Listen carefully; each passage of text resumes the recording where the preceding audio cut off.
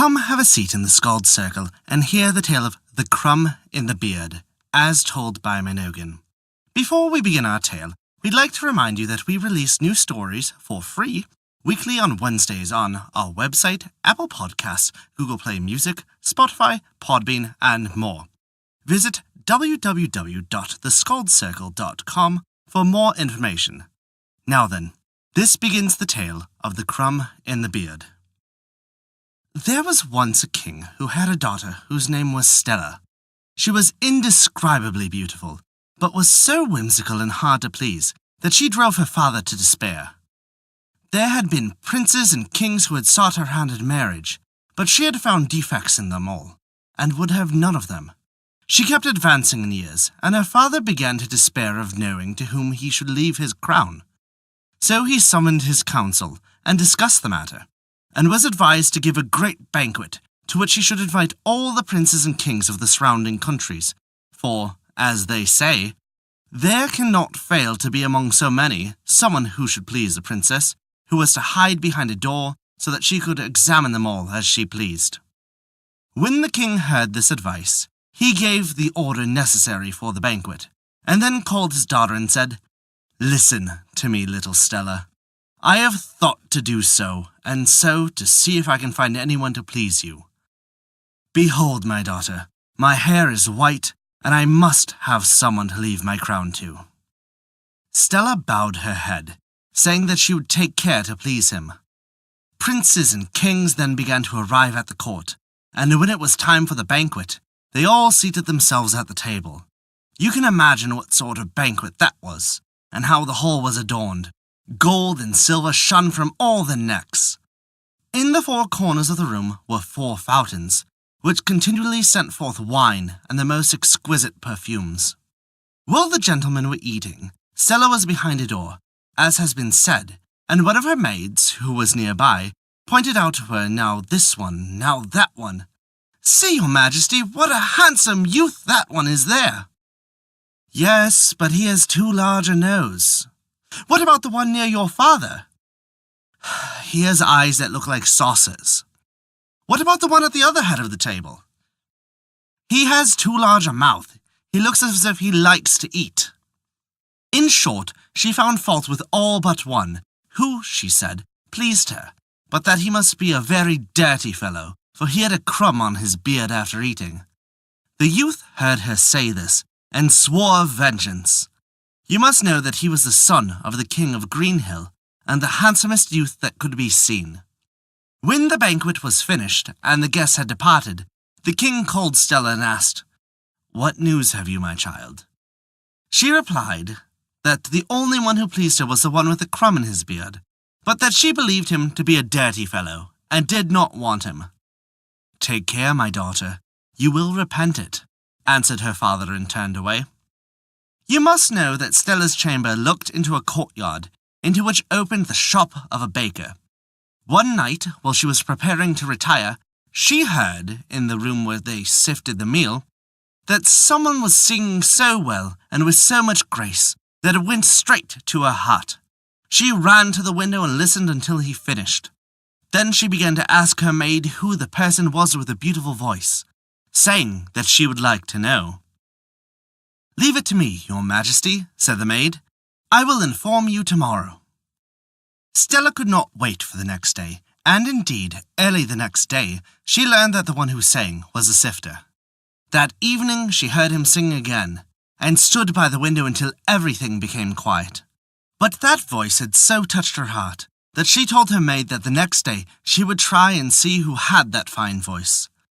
In the morning she placed herself by the window, and soon saw the youth come forth. She was enchanted by his beauty as soon as she saw him, and fell desperately in love with him.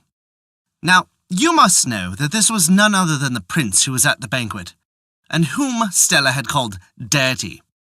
So he had disguised himself in such a way that she could not recognize him, and was meanwhile preparing his revenge. After he had seen her once or twice, he began to take off his hat and saluted her. She smiled at him and appeared at the window every moment. Then they began to exchange words, and in the evening he sang under her window.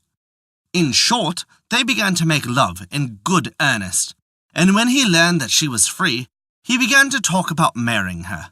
She consented at once, but asked him what he had to live on. "I haven't a penny," said he. "The little I earn is hardly enough to feed me." Stella encouraged him, saying she would give him all the money and things he wanted.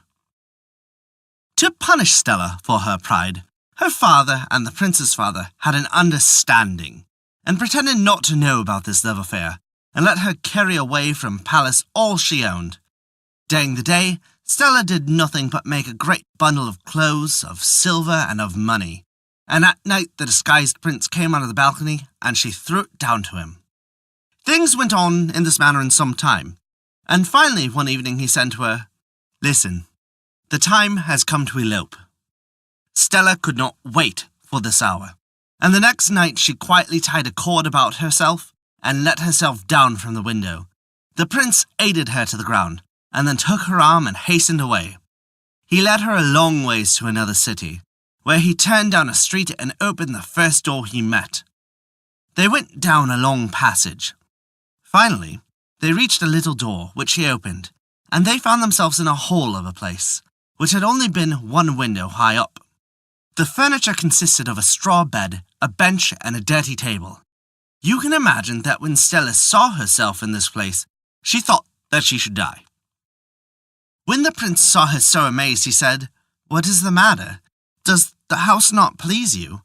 Do you not know that I am a poor man? Have you been deceived?" "What happened to all the things I gave you?"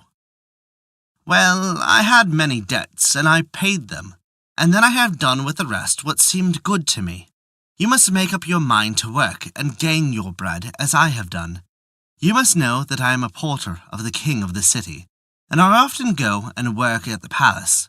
Tomorrow, they have told me, the washing is to be done, so you must rise early and go there with me. I will set you to work with the other women, and when it is time for them to go home to dinner, you will say that you are not hungry, and while you are alone, steal 2 shirts, conceal them under your skirt, and carry them home to me." Poor Stella wept bitterly, saying it was impossible for her to do that. But her husband replied, "Do what I say, or I shall beat you."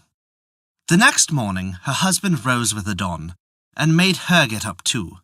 He had brought her a striped skirt and a pair of coarse shoes, which he made her put on, and then took her to the palace with him, conducted her to the laundry, and left her, after he had introduced her as his wife, saying that she should remember what awaited her at home. Meanwhile, poor Stella did as her husband had commanded, and stole the shirts. As she was leaving the palace, she met the king, who said, "Pretty girl, you are the porter's wife, are you not?"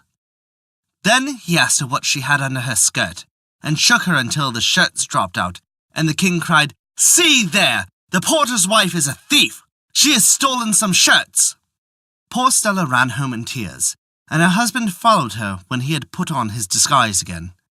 When he reached home, Stella told him all that had happened, and begged him not to send her to the palace again. But he told her that the next day they were to bake, and she must go into the kitchen and help, and steal a piece of dough. Everything happened as on the previous day. Stella's theft was discovered, and when her husband returned, he found her crying like a condemned soul, and awaring that she should rather be killed than go to the palace again. He told her, however, that the king's son was to be married the next day, and that there was to be a great banquet, and she must go into the kitchen and wash the dishes. He added that when she had a chance, she must steal a pot of broth, and hide it about her so that no one could see it. She had to do as she was told, and had scarcely concealed the pot when the king's son came into the kitchen, and told his wife she must come to the ball that had followed the banquet. She did not wish to go, but he took her by the arm and led her into the midst of the festival. Imagine how the poor woman felt at the ball, dressed as she was with a pot of broth. The king began to poke his sword at her in jest, until he hit the pot, and all the broth ran on the floor. Then all began to jeer and laugh until poor Stella fainted away from the shame, and they had to go get some vinegar to revive her. At last, the king's mother came forward and said, Enough! You have revenged yourself sufficiently. Then, turning to Stella, know that this is your mother, and that he has done this to correct your pride and to be avenged on you for calling him dirty. Then she took her by the arm and led her to another room, where her maids dressed her as a queen. Her father and mother then appeared and kissed and embraced her. Her husband begged her pardon for what he had done, and they made peace and always lived in harmony. From that day on, she was never haughty, and had learned to her cost that pride is the greatest fault. And that is the tale of the Crumb in the Beard. Thank you for listening to our story. If you enjoyed it, please take a look at our Patreon page to learn how you can earn great rewards while also supporting us. A special thank you to Kat for their support this month. It means the world to us. Remember, we release new stories for free weekly on Wednesdays. Find out where you can hear them on our website at www.theskaldscircle.com. Once again, thank you for listening to our story.